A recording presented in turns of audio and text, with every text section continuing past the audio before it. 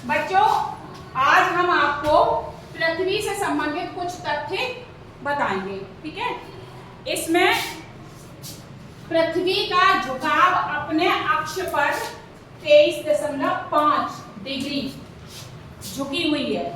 ठीक है, कौन सी? जैसे ये हमारा ग्लोब है, ग्लोब ये जो पृथ्वी का पूरा मॉडल, मतलब आप ये समझ लो कि ये बड़ी धरती की छोटी सी धरती बना दी गई है। जितने धरती पे देश हैं वो सारे इस पर दिखाए गए हैं। कहाँ समुद्र है, कहाँ पानी है, कहाँ धरती है, कौन सा देश कहाँ पे पड़ा, वो पूरा दिखाया गया। इसको अगर बिल्कुल सीधा किया जाए तो ये पड़ता है, ये उत्तरी ध्रुव और ये दक्षिणी ध्रुव। ठीक है, ये बिल्कुल सीधा ऐसे है, लेकिन अगर हम प्रॉपर ऐसे रखते हैं तो ये हल्की सी इधर को झुकी हुई है। जो हल्का सा कर्व है वो कितना है? 23.5 डिग्री। ठीक है, और इसी तरह पृथ्वी अपने अक्ष पर कितने डिग्री का कोण बनाती है? 66.5 डिग्री का। ठीक है, अब पृथ्वी से सूर्य की दूरी कितनी है? पृथ्वी से सूर्य की दूरी है 14,96,00,000 kilometre. 14,96,00,000 crore kilometre. 1 kilometre, 2 kilometre, 3 kilometre, मतलब ऐसे बढ़ते बढ़ते इतने करोड़ किलोमीटर दूर है।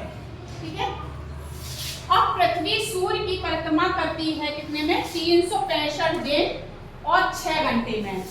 ये जो 6 घंटे, एक दिन में कितने घंटे होते हैं? 24 और 6 चौक 24। ठीक है, यानी 4 बार में एक दिन बना। तो इस तरह से 4 साल में एक दिन एक्स्ट्रा होके हर चौथे साल में फरवरी में 29 दिन का साल महीना होता है। वैसे फरवरी कितने दिन की होती है? 28 की। और एक साल में कैसा होता है? वो 29 दिन की हो जाती है 4 साल बाद। तो हर साल 4-4 घंटे जब बढ़े तो वो जाके कितने बढ़ गए? जाके पूरा एक दिन बढ़ गया, और वो एक दिन जाके उधर फरवरी में ऐड हो गया। ठीक है, आप देखो, अच्छा यहाँ पे एक सेंटेंस और है कि पृथ्वी सूर्य की परिक्रमा करती है। परिक्रमा से मतलब कोई चीज किसी के चक्कर लगाती है तो वो उसकी परिक्रमा करती है। ठीक है, हमने ये चित्र बनाया है, इसमें सूरज है, तो जो पृथ्वी है वो सूर्य के आसपास घूमती है, ये इसकी परिक्रमा हो गई। ठीक है, पृथ्वी के द्वारा जो सूर्य के आसपास चक्कर, जिससे हमारे पे मौसम बदलते रहते हैं, सर्दी, गर्मी, बरसात और ये अलग अलग मौसम आते हैं। इससे क्या होते हैं?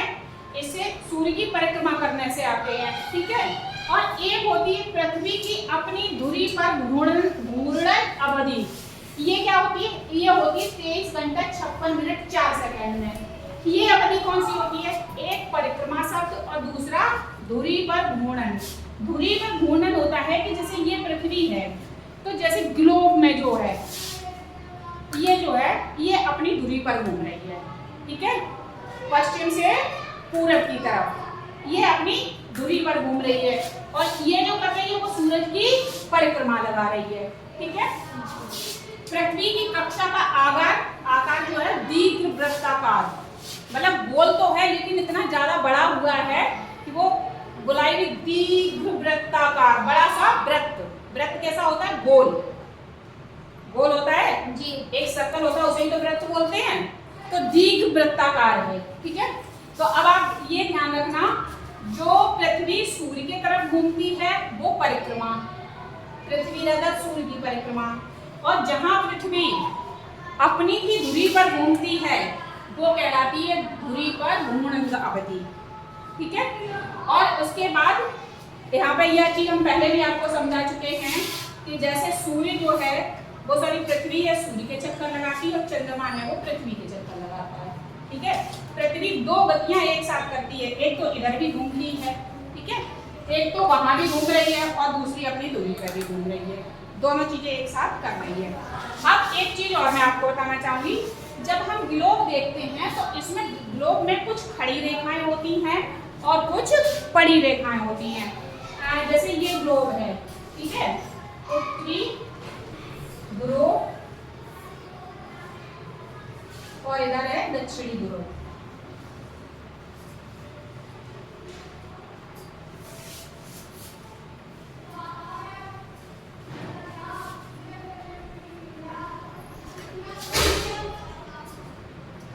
ठीक है, इसमें ये बोलते हैं इनको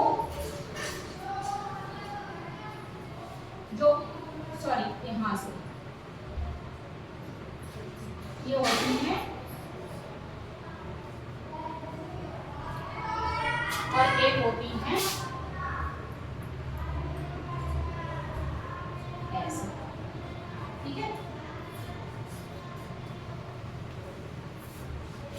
ऐसी होती है ना रेखा। इसमें जो होती है ये जो खड़ी रेखाएं होती हैं वो होती है देशांतर, और जो पड़ी रेखाएं होती हैं उनको बोलते हैं अक्षांश रेखाएं। दो चीज ध्यान रखना, उत्तरी ध्रुव दक्षिणी ध्रुव, खड़ी रेखाएं देशांतर जिनको लॉन्गिट्यूड भी कह देते हैं, और ये पड़ी रेखाएं अक्षांश रेखाएं जिनको लैटिट्यूड भी कह देते हैं, ठीक है। ये चार चीजें आपको याद रखनी है, ये देशांतर,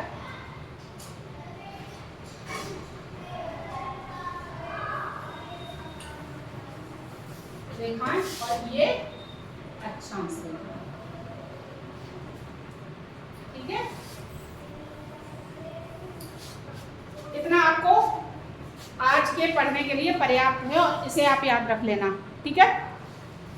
परिक्रमा क्या कहलाती है और जब ध्रुव से घूर्णन गति कौन सी होती है, ठीक है।